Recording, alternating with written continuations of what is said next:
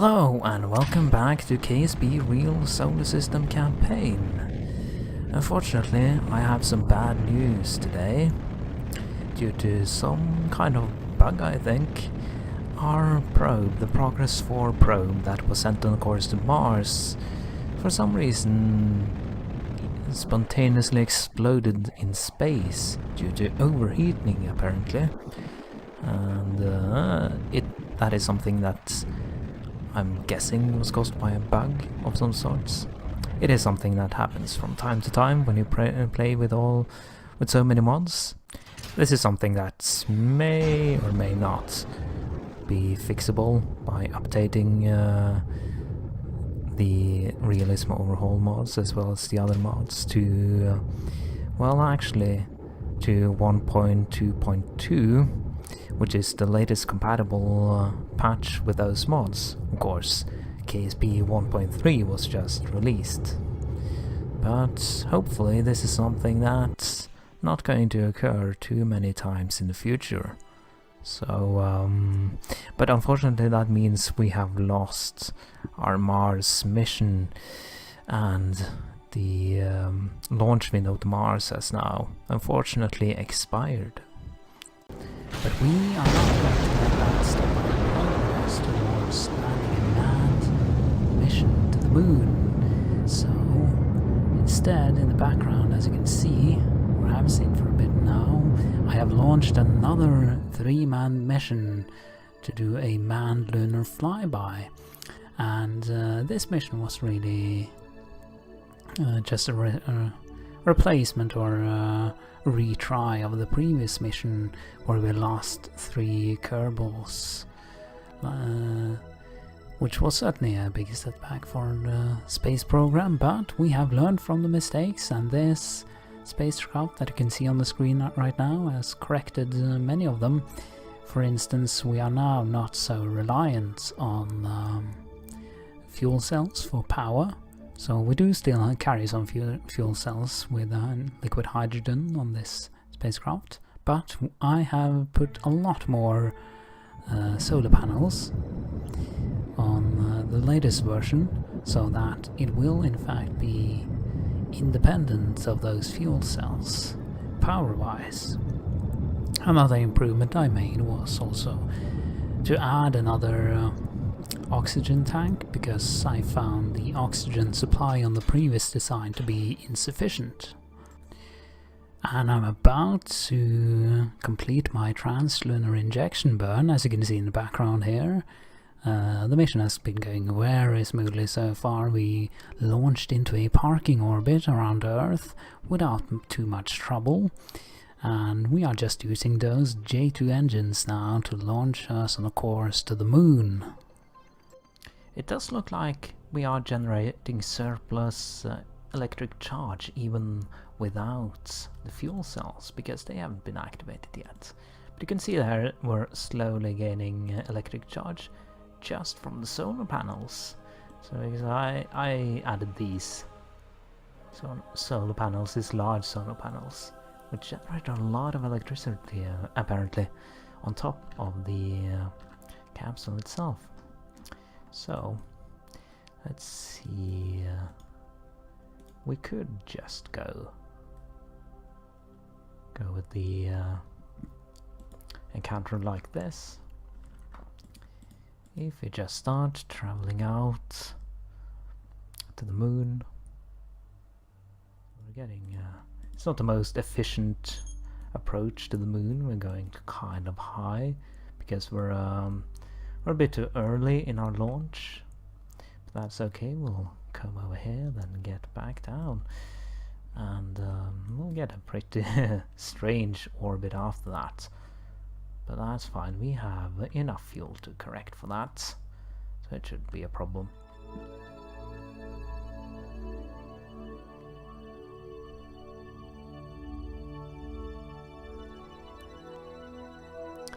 Are passing behind the moon at the moment. Let's see, so we have the Earth over here.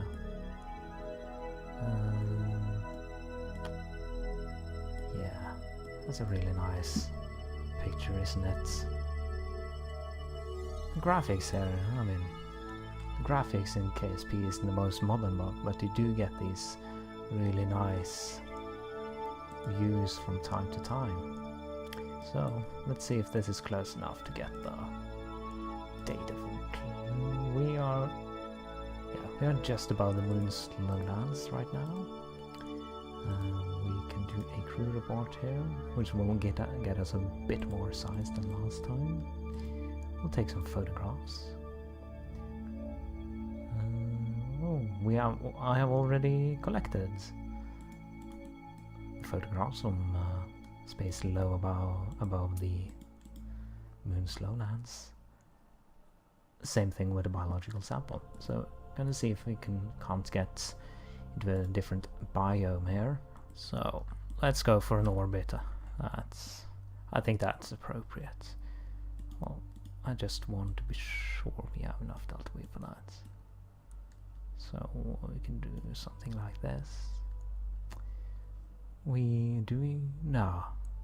Actually, I think we should head back to Earth because we are running low on supplies, actually. Otherwise, we could have just gone for an orbit. Certainly. Now, can we make some adjustments to our orbit to get a bit closer though? I do wonder. Maybe we should go for a direct re-entry. Yep, let's do that. Let's take the risk. We don't have too much time. As I said, the supplies are running low, and it could be potentially a serious problem.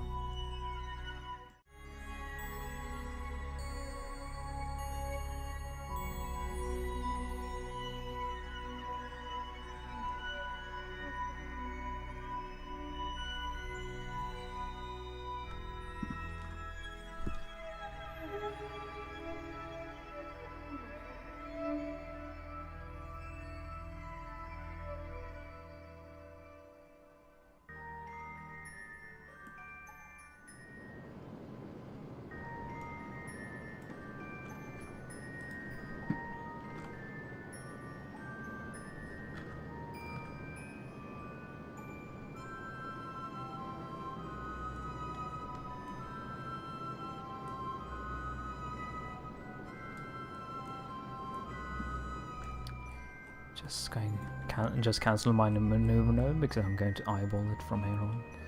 Oh, I don't know. Can't run too fast on the fast forward. Let's see. I'll go for. I don't know. We will go for, I think, 100 kilometers to begin with. Then we're going to lower it. Ooh, that's a bit too much, but we can always correct that with our RCS.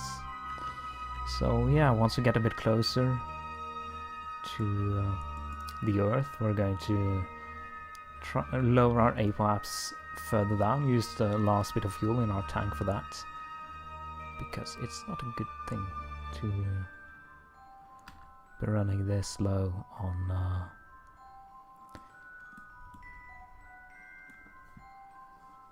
so we are going to go for re-entry in any minute now, and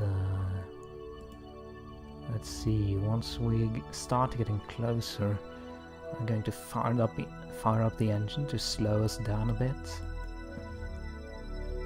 We are coming over the pole, actually. Now, I think did I actually forget to take some photographs? That's a bit of an oversight. But yeah. Let's see now.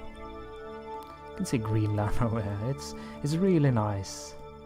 The textures actually, they do look quite nice from the distance, so, although close up they are kind of low res.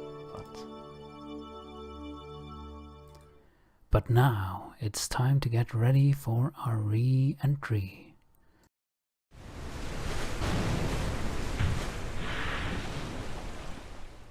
And now that we have finally successfully been able to do a manned lunar flyby, after all of our serious setbacks. We have gotten a nice healthy 300 science points from that, and I think we're going to go for the space exploration upgrade here, because that will give us some lander cans, new landing struts, inflatable airbag, Apollo lunar module ascent and descent modules.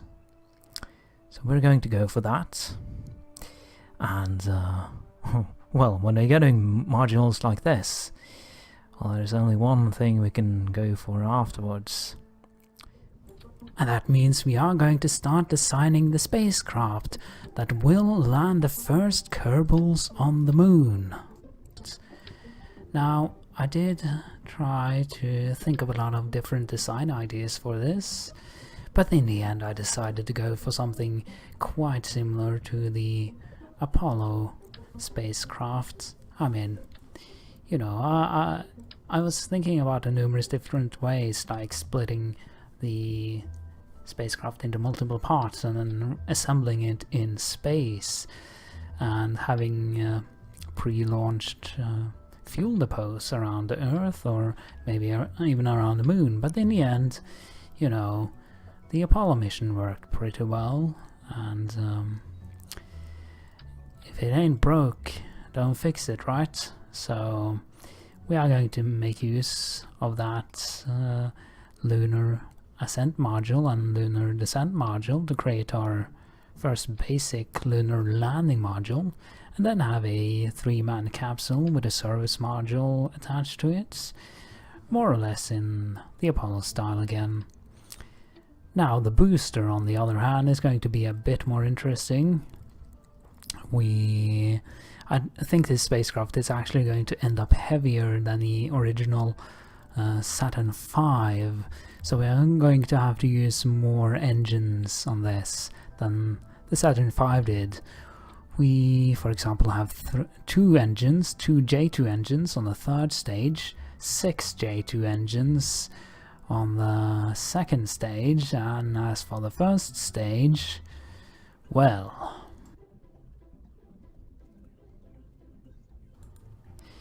5 F1 engines just wasn't enough, so I went for 10. Yeah, why not? Why not 10? It's basically what it took anyway. When I loaded up the fuel tanks, I noticed that I simply did not have the amount of thrust I needed with just 5 engines, because this thing is actually, it's more than twice the weight of the original Saturn V, so that is absolutely insane. I'm not sure if I'm overkilling my Delta V here, or if the modules in Realism Overhaul, RP0, etc. are just underperforming, but anyway, this spacecraft is going to be a lot more Kerbal-like rather than reality-like, I think. It's going to be our first truly Kerbal-inspired designed rocket in this campaign. Well, that should give you an idea of how ridiculous this spacecraft actually is. The launch pad is on fire and exploded when I loaded this gigantic rocket on top of it, and it's just barely able to take off with those 10 F1 engines, the most powerful engine we have. It has a thrust-to-weight ratio barely above 1, but you can see it's just about slowly, steadily taking off, and it's starting to gain a bit of velocity right now. But we are definitely launching this manned mission to land and return from the moon. Finally, we are about to accomplish our goal. This is the thing we've been working for so long towards. This is a big moment for our space program, really. This is pretty much our ultimate goal. Steps right now. There we go. For separation. Seemed to go pretty well. Now we just have the core of the first stage left, which is is going to burn for a little under 40 seconds on its own. And that should bring us up to some pretty decent speed, I would think. Getting close to first stage cutoff now. There we go. It's going to go for separation. And we're going to wait a little bit before we fire this second stage. We don't need to fire it immediately.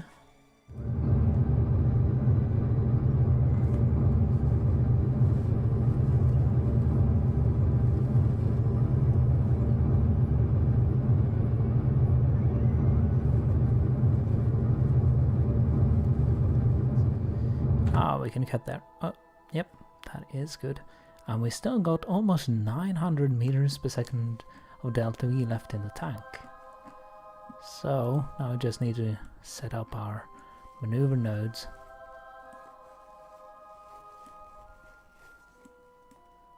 Let's see now.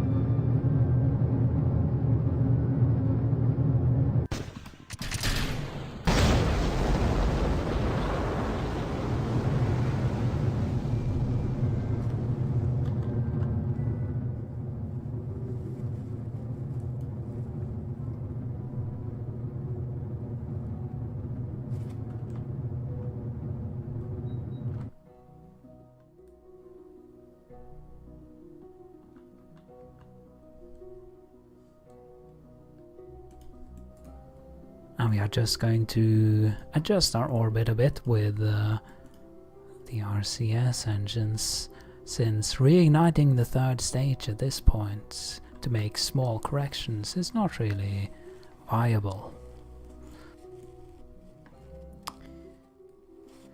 And there we go, we have achieved somewhat of an encounter to against Moon, so we are going to have to make some course corrections to improve that encounter a little bit.